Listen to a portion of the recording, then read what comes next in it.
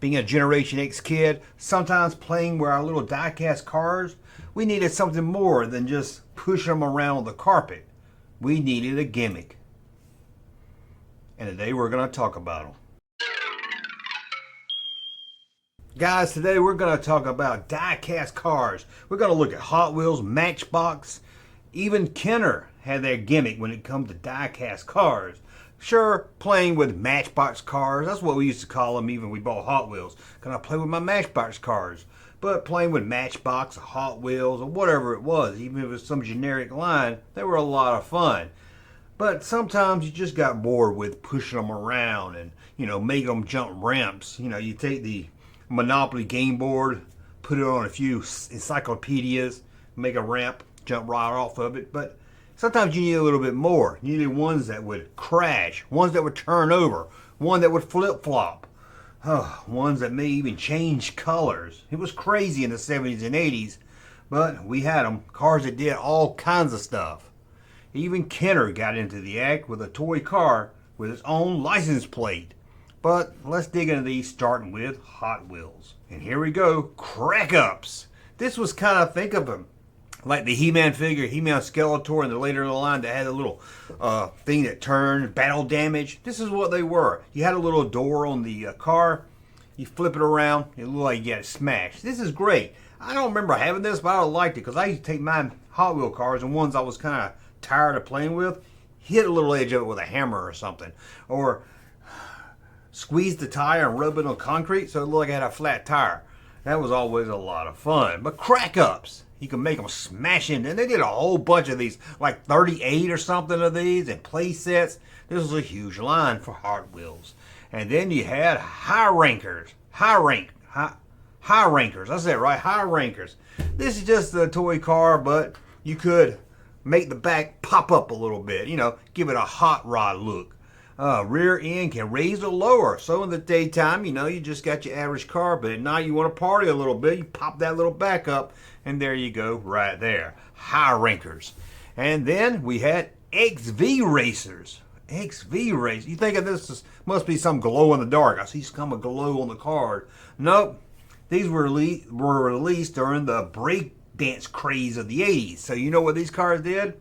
You guessed right. They would break dance. They would spin around on the top, not the top, but what's the beginning of the car? The hood, the bumper of the car would spin around like that. It was all kinds of crazy stuff, man. It was crazy. It was the 80s. Crazy time.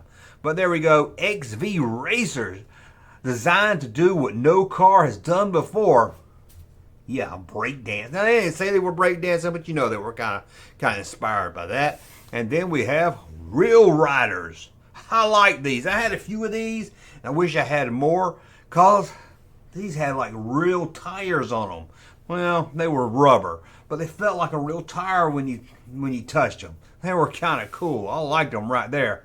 Also, I guess from the higher ranking series I see here, but tires that look and feel like the real thing. Goodyear tire. Oh, great one right there. That's awesome. And then we have Ultra Hots. Don't touch these. These are hot. Now, you think this is a line of toy cars that get real hot or when you let them sit out in the sun or something. But no, they're just hot as in the style was really hot. So I don't know if you can really count this one as a gimmick. But there you go, right there. Flaming Runner, right there is that car. Ultra Hots. And then we have Sizzlers. You don't sell the Hot Wheel, you sell the Sizzlers.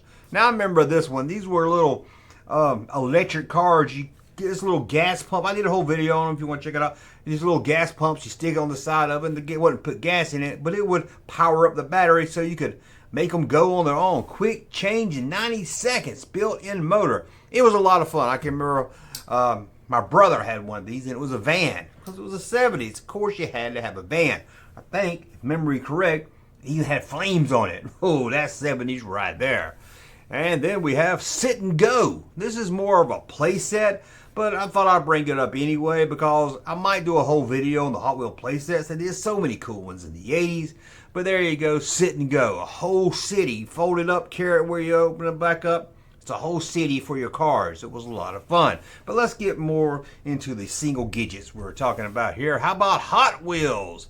Check this out right here.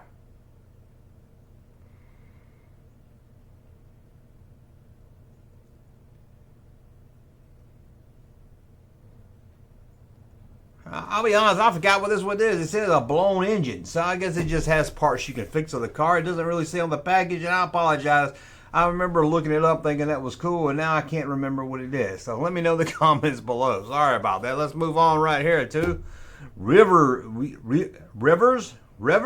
Off-Track Racing. This one had a little lever in the back. You spin it around as a little rubber band. It would tighten up, and it would shoot the car off.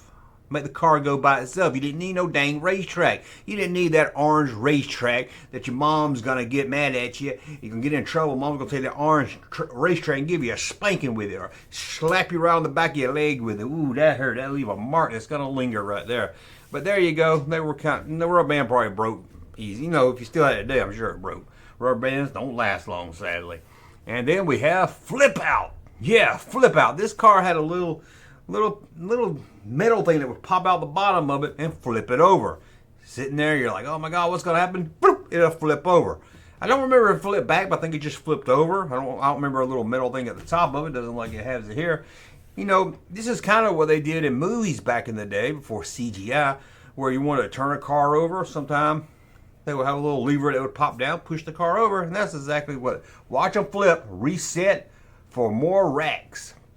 For more wrecks. Reset for more racks. I don't know if it means you have to reset them or not. And then Matchbox got in the yak, and here's one right here where just had like a big old piece of part. This is like a big engine on it. Not really much of a game. I just always had a little bit more fun. But you can see it's not as cool as Hot Wheels, man. That's a bad Matchbox. I've seen better Matchbox than that. And then we've got the key car from Kidco. Remember these? Now this I did a whole video on. Who didn't love those key cars? I love them. You stick them on the back, push it, a little spring action in the key, and the car would go flying. And they did themes of all these, like Knight Rider. Oh, the burning key car. I bet a lot of you guys out there had the burning key car as a child. I know I did. And look at that. You could save $1. Save $1 right there with one from Knight Rider. And how about this right here? Power or pull. These are classic. Pull them back, let them go, they fly off. And look at there, there's Richard Petty right there. Fun fact, I bet you didn't know, Richard Petty, his brother, Tom Petty. I did not know that until I started doing this video. But that's what some guy walking down the street told me. Yeah, there you go, pull them back. A lot of toy companies did the pull back release cars, and there you go, right there. And then you have fast ones. I told you Kenner was gonna get in the act, didn't I? Kenner's fast ones. One of a kind license plate. Every license plate was different. You could collect them all. Well, it'll take you forever. They were all different. Oh, and you could certify ownership. Have a little thing on the back. You fill it out and send it in. Oh, collect cars from all 50 states. So I guess each car, one of a kind license plate. Now I don't know if it means each yellow car's got the same license plate, but it's cool that you could do each state. I wonder if anyone out there has one for every state. That would be kind of awesome to have. And then you have Matchbox Action. Look at these action cars. Now the car itself wasn't really that special, but it says programmable, but you would put them in this little plastic box. It had a little gear shift on it, and like 1 would do this when you released it, 2 would do that when you released it, 3 would do this. They would do it pop a wheelie or something. They were all a little different. I guess the car was different, but they would do some kind of stunt, and it says you program it. Really, you just put on the setting you want to do and release it. And then we had Power Shifters Quick Change Machine. This is one where you got 2 cars in one. You're thinking, Junkman, how's that 2 cars? Well, you can't tell the truck in the back is really big, and it fits over that dragster looking car, the shell does. So that's how you get 2 cars in one. You just take the shell off. It's a little gimmick right there, a little cheap, but it's 2 rigs in one, and 2 speeds right there from Mattel. And then we have Slam Shifters. Remember these?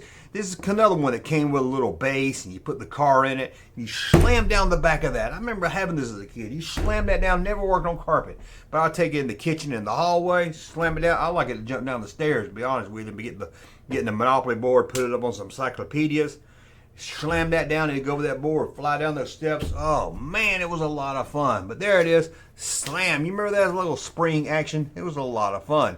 And then we had Knight Riders.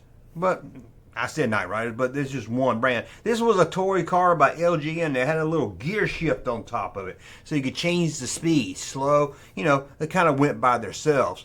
And it's Rough Riders, 4x4 was the name of the series, but Knight Rider did release one. They did a couple other ones, they did A-Team, then they did some that were just on their own, so it was a lot of cool fun. Man, just that big old, I remember that big old gear shift. I don't think I've ever had it. I don't think I had these.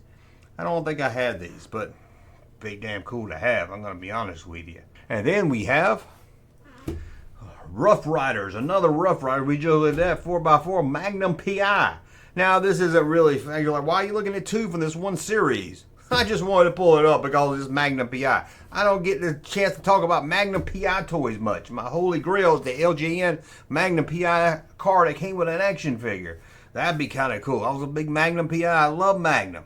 And just so you want to tell me in the comments, remember that burning key car we looked at earlier that came with the key that shut off the car? You guessed it. There was a Magnum PI one of them also. That'd be kind of cool to have. I know I had the A-Team. I don't remember any Magnum stuff when I was little, but apparently they made some. Still like to get that action figure with the car. Man, that would be a dream. Something I really want, but not enough to pay $400 or $500 for it. That's crazy. Probably more than that. Last time I looked, 20 years ago, it was $400. So anyway, I'm rambling. That's a look at some gimmick toy cars, because like I said, sometimes we need more than just going boom, boom, boom, boom across the carpet. Hey, Junkman channel popping though. Thank you, sir, for that unsolicited testimony.